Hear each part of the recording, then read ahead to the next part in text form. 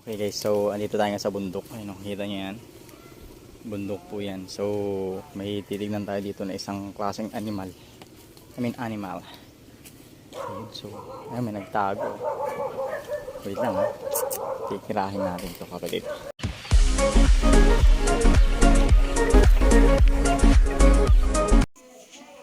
Ayun mga poultry, so may nakita nga tayong isang animal dito. Ayun o, so halata naman, di ba, mukhang pagong. So papakuha natin siya kay Kuya Jaime. Kuwantay, nasa taas to sa may butas. Sa bahay nila to malapit, pero nagtataka kung ba't umabot dito eh. So sa baba nila isang palayan. So possibly nga na nakaabot nga siya dito. Lalagay muna natin siya sa tubig. Ayun yung tubig. Buti may naka-ready. Ayun no. So hopefully lumabas yung ulo.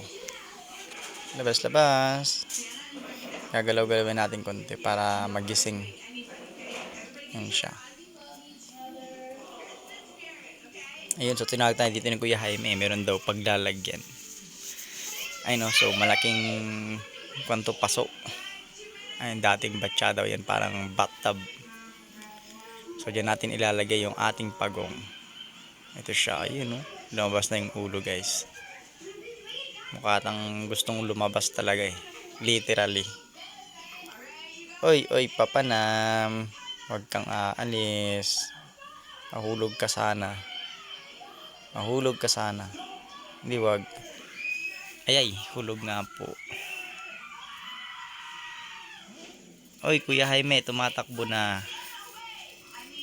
Naku. Kunin nyo please. Ayun, to the rescue. Okay. So, dito muna siya guys kasi soon ibabalik. Hindi kasi siya pwede sa palayan kasi papatay niyan. Ayun, may bago na siyang bahay. So, yun lang guys. Thank you for watching. Sa ulitin.